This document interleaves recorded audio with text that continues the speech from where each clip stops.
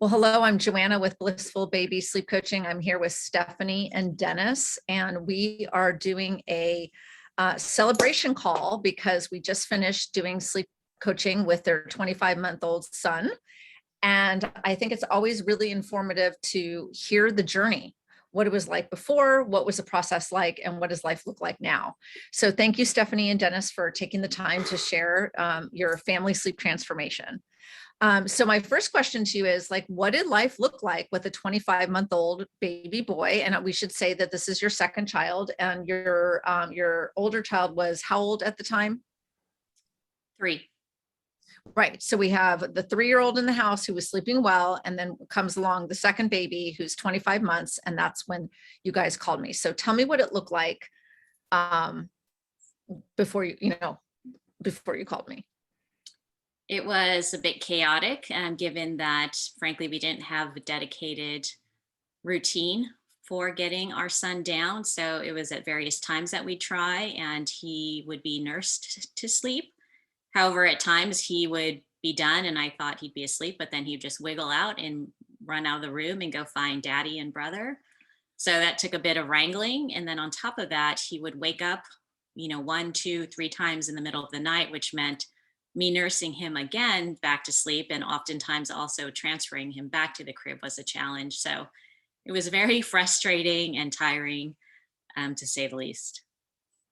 And what was going on with you, Dennis? How was it for you? If mom was It was challenging because I couldn't do anything. I felt really helpless.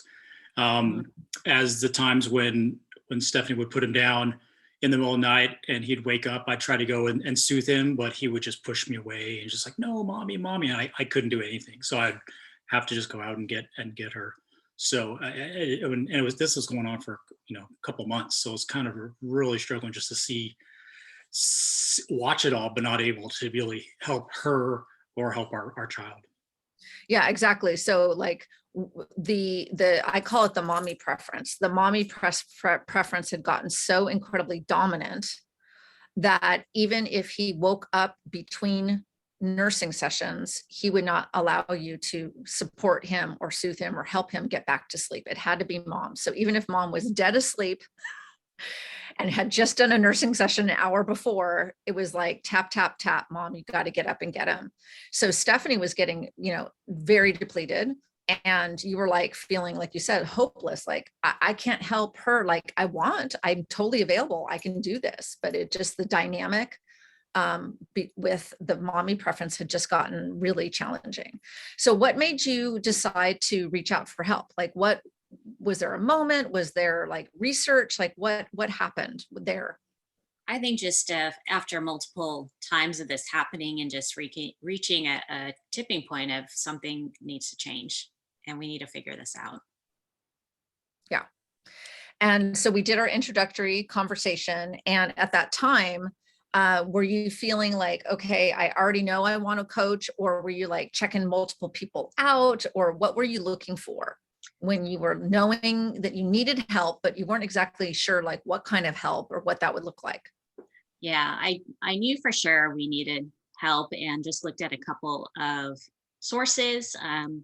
And the other one didn't pan out. And then just from my conversation with you, Joanna, that it seemed like the best fit for us to have Exactly. that one-on-one coaching and guidance. Yeah, definitely. Especially since we were looking to do some weaning and to do it in a very calm, smooth way, was really important to have the one-on-one support. So, as we move through the process, and I should say that Dennis did the majority of the coaching, which was awesome. And because of that, Stephanie got a break, which she definitely needed. But what were the other benefits of you being the coach, Dad? I think I got a little more one-on-one time with them. So just even the little pieces of when we were able just to have book time, and just being able to be in the room with them alone, just focused on each other, and and soothing him to sleep. And also in the middle of the nights too, as we went through the process, I was able to go in there and be able to soothe him and be able to put him back down. So those were really awesome awesome features. Yeah. And don't you feel that it improved? I mean, not only did it give independence at bedtime. So in other words, now Dennis can totally do bedtime from top to bottom. It doesn't matter if Stephanie's in the house or out of the house, it is all fine. So that gave that balance back. Whereas before it was like mommy everywhere, every point. And now it's kind of like, it can be mom one night, dad one night, it can be babysitter one night. The flow is there because the routine stands and the sleep skills are the things that are helping your 25-month-old baby boy go to sleep and go back to sleep. It's not no longer dependent on who the person is, which I think is amazing. But on that note, now you are his person. Like he no longer, if you're like, I'm doing bedtime tonight, he's all about dad for that. Right. Yeah, which is awesome. Yeah. So we kind of built that relationship back up that had gotten a little bit out of balance because of the mommy preferencing. Okay. And so what were some of your favorite parts of the coaching process? Really just the dedicated time with you to get, specific questions and get our specific questions answered. You sharing with us your methodology, and again, just having some structure. Right. So like the way I work is we're always constantly reevaluating where we are and what's working and what's not working and making the appropriate adjustments so that it is easy for you guys to implement. Right. Because, a lot of families are already coming to me really exhausted and overwhelmed. So this process needs to be really feasible for you to implement. And that is something that I really focus on a lot because that is the only way to success. Right. And so tell me, we have a couple of tell me what it looks like now. Okay. What does baby boy, 25-month-old baby boy look like now at bedtime, middle of the night, and naps? So first and foremost, he's sleeping through the night. That's the biggest win. And we have a routine down now so that we're able to put him in his crib and he goes to sleep on his own versus relying on one of us. Right. And let's remember also, we forgot, I think at the beginning, to say that he was not falling asleep until like 10 p.m. most nights before. What time is he asleep now? Usually around 8 o'clock now. Right. And he's sleeping how many hours straight without interruption? At least 11. Yep. Yeah. 11, and taking a big juicy nap, right? He's taking, how long is his nap now? On average, 2.5 hours. Big juicy nap, you guys. That's a game changer.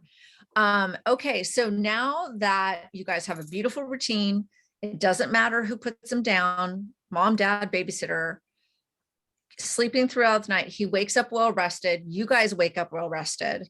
So what does life look like now? Like what is your life doing? What are you doing in your personal life, your professional life, that is happening now because we did a family sleep transformation, because we went through the coaching process and learned so much about this child and helped customize a way for him to learn his sleep skills? What has been possible for you now that wasn't possible before?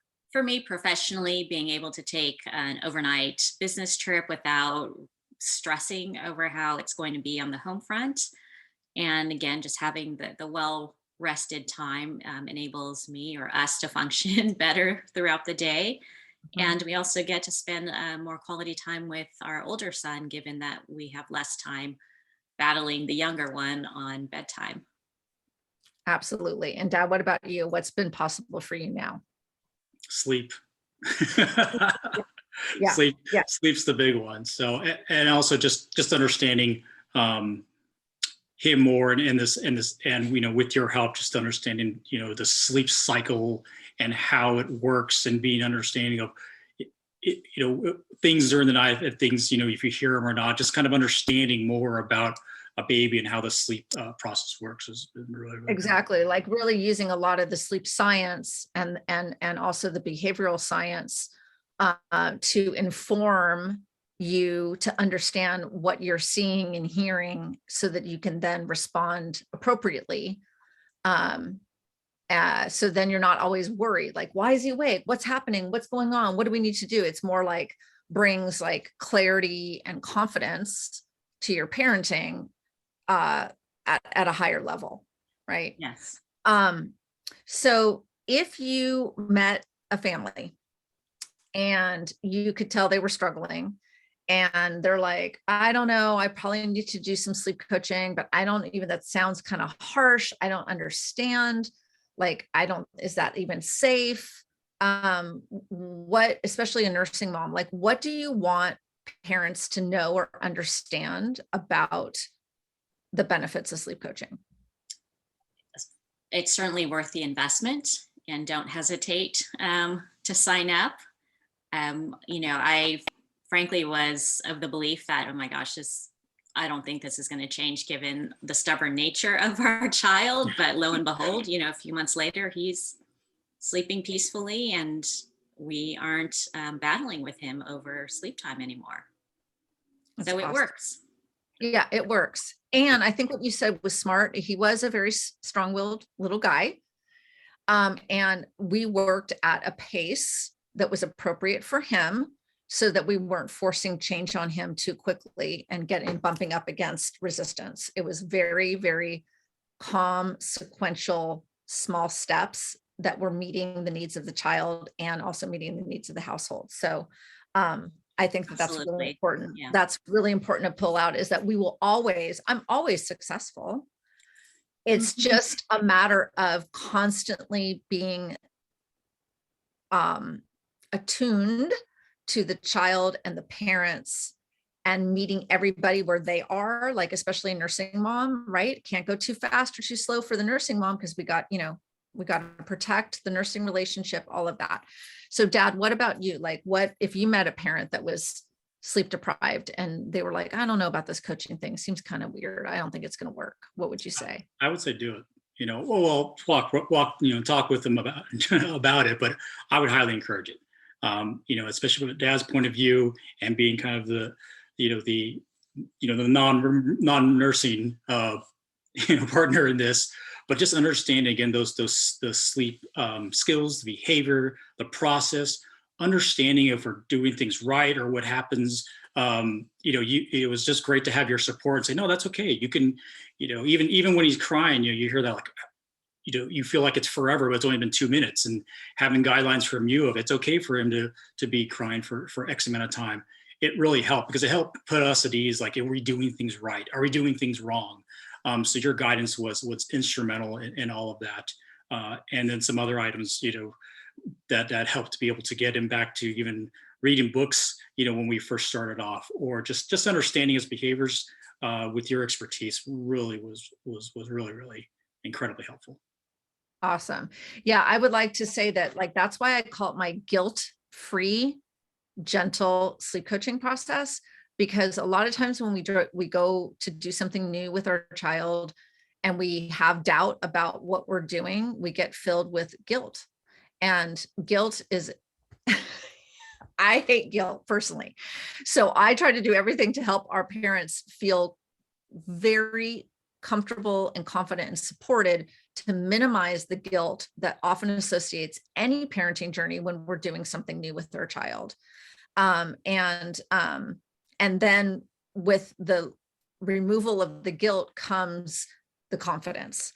And when the confidence comes, then we start seeing results. And then we start building the enthusiasm. And then we start building the trust in that the child is learning. And you can see the learning process, which is super cool. It's amazing to watch your child learn.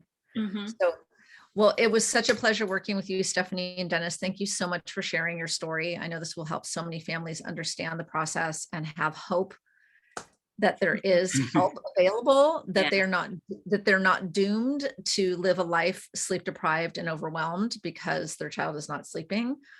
It is always possible to help a child learn their sleep skills in a very calm, guilt-free way.